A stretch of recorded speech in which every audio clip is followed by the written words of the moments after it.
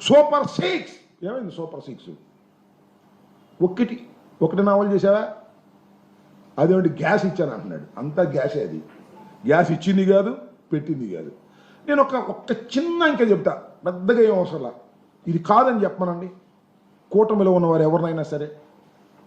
Super 6ను అమలు చేయటానికి అని చెప్పాడు కదా. సూపర్ 6లో అది ఇది అది అని చాలా, గ్యాస్ అన్నాడు, నీకు 15 నీకు 15 నీకు 15 అన్నాడు, చాలా చెప్పాడు సూపర్ 6 అని.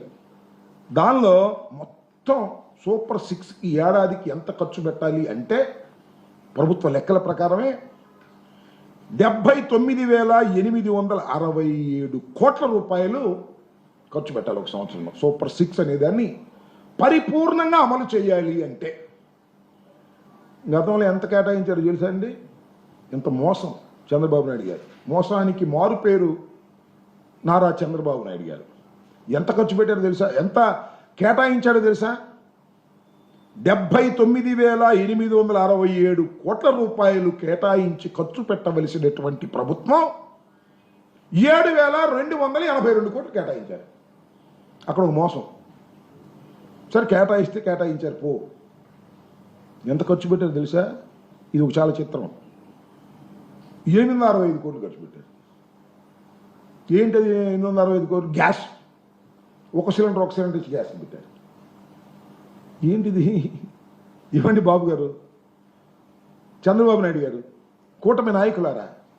సూపర్ 6కి మీరు 79,867 కోట్లు ఖర్చు పెట్టవలసిన మీరు 7,282 కోట్లు కేటాయించి 865 కోట్లు ఖర్చు పెట్టి నన్ను చూడు, నా అన్నం చూడు, నా కూటమి చూడు, నా సూపర్ 6 చూడు, నా పవర్ చూడు, నా వాగ్దానం చూడు అని చెబుతుంటే ఎవరు నమ్మాలి మిమ్మల్ని? ఎందుకు నమ్మాలి మిమ్మల్ని? అసలు మిమ్మల్ని అధికారంలోకి ఎందుకు తీసుకొచ్చామని బావురమని ఏడవలసిందే కదా తెలుగు రాష్ట్ర ప్రజానీకమని నేను అడుగుతా ఉన్నా. ఇలాంటి దుర్మార్గమైనటువంటి కార్యక్రమాలు ఒక్కటంటే ఒక్క హామీ నెరవేర్చారని నాకు అర్థం కాల. అదేదో 4,000 ఇచ్చాం అన్నారు. పోనీ అదేదో 4,000 ఇచ్చారు అనుకుందాం కాసేపు. దానిలో మళ్ళీ 3 లక్షల మందిని కోత పెట్టావే.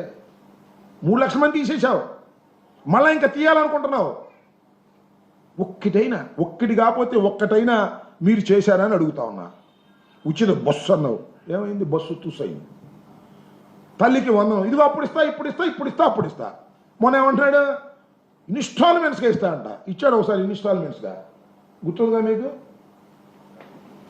ఏది? రైతు భరోసా కాదు, రైతు రుణమాఫీ. ముందే సొత్తాగా ఇచ్చేస్తా అన్నాడు, తర్వాత ఇన్స్టాల్మెంట్స్ అన్నాడు, తర్వాత స్కేల్ ఆఫ్ ఫైనాన్స్ అన్నాడు. 3 బంగారాలు పెట్టాడు మొత్తం రాష్ట్ర ప్రజానీకానికి. ఇంత దుర్మార్గమైన కార్యక్రమాలు చేస్తూ ఇవాళ చంద్రబాబు నాయుడు గారు, అసలు నాకు తెలియకొడతానండి చంద్రబాబు నాయుడు గారు, మీకు పరిపాలన చెయ్యాలని ఉందా?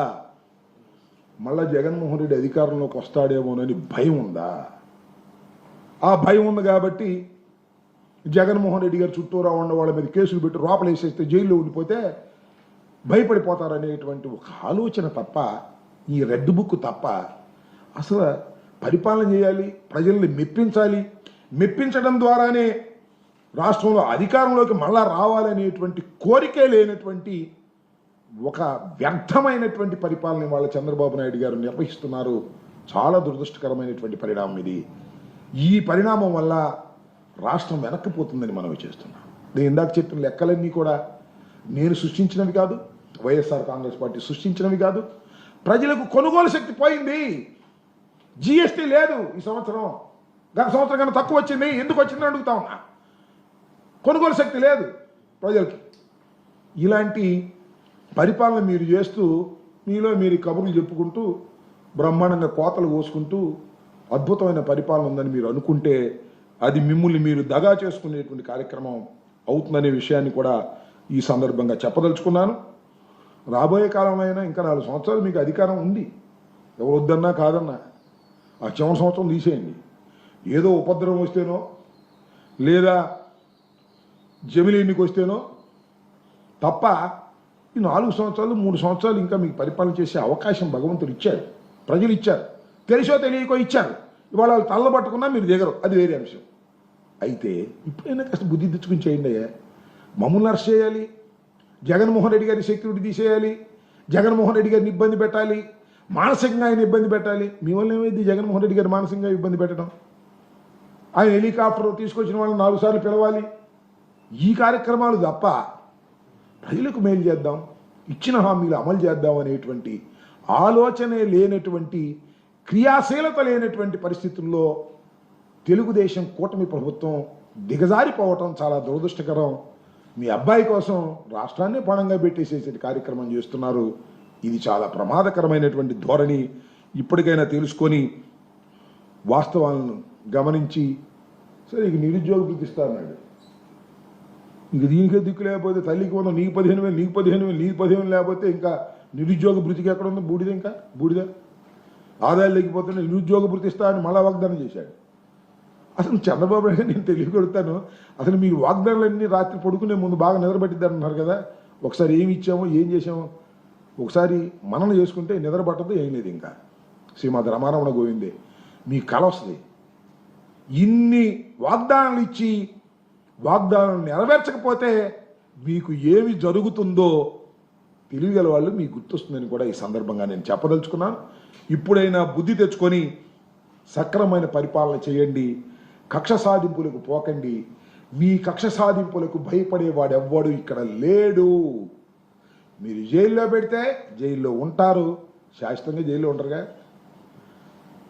బాలాజీ, ఆయన పేరు బాలాజీ అప్ప, బాలాజీ గోవిందప్పని జైల్లో పెట్టారు, శాశ్వతంగా ఉంటాడా?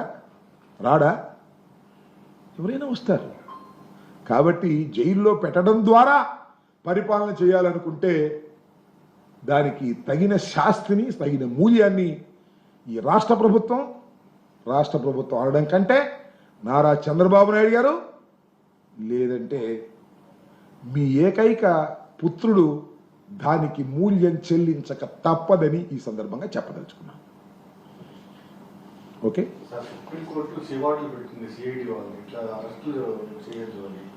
హైకోర్టు ఏమో పోలీసులకు ఇప్పటికే చాలా సార్లు చెప్పింది, అయినా పర్వం కొనసాగుతూనే ఉంది. ఇప్పుడు ముఖ్యంగా చంద్రబాబు నాయుడు గారి ధోరణి మారిద్దని అనుకోను, కానీ ఏ ప్రభుత్వంలో అయినా పనిచేసేటటువంటి పోలీస్ వ్యవస్థ ఒక్కసారి ఆలోచించుకోమని మనం చేస్తున్నాం.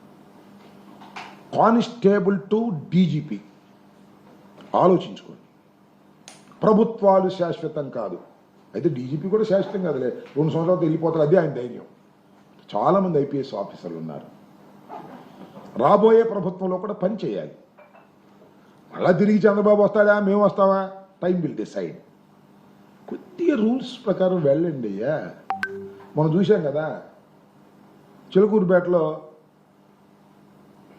రజనమ్మ గారి కారులోంచి పట్టుకొచ్చాడు చొక్కా పట్టుకుని. ఏమైంది? 41 నోటీస్ ఇచ్చి పంపించాల్సిన కేసు అంత హంగామా చేయాలా? అంత హంగామా చేసి లాక్కొచ్చి తీసుకొచ్చి ఏం చేసావు? కోర్టులో పెట్టా, కోర్టు వదిలేసింది.